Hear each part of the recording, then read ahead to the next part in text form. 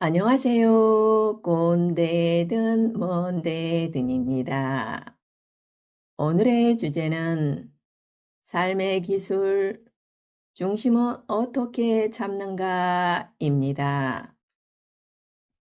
앞선 글에서 고집과 중심의 차이를 살펴보았습니다. 고집은 있지만 중심은 없는 삶. 많은 사람들이 그 상태로 살아가고 있습니다. 그래서 이번에는 중심은 어떻게 만들어지는가에 대해 이야기해 보려 합니다. 중심은 어느 순간 갑자기 생기는 것이 아닙니다. 과정을 통해 만들어집니다. 첫째, 중심은 질문에서 시작됩니다. 나는 어떻게 살 것인가? 무엇을 기준으로 살 것인가? 이 질문이 시작되는 순간 출발점이 만들어집니다.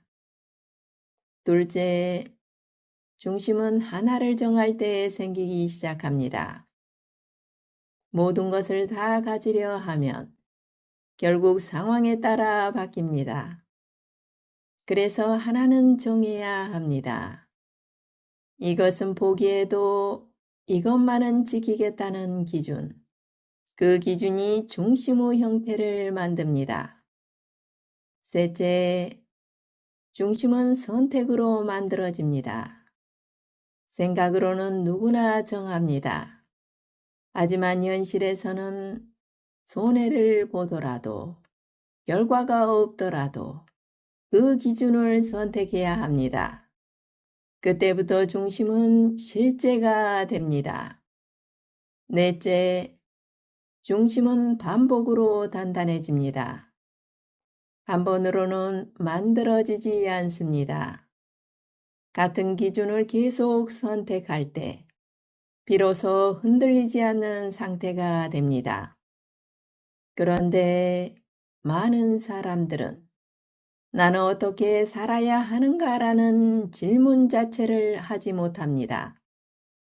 일, 사람, 돈, 인정, 이것들에 반응하며 끌려다니기 때문입니다. 그 상태에서는 질문이 나오지 않습니다. 그래서 먼저 필요한 것은 멈추는 힘입니다.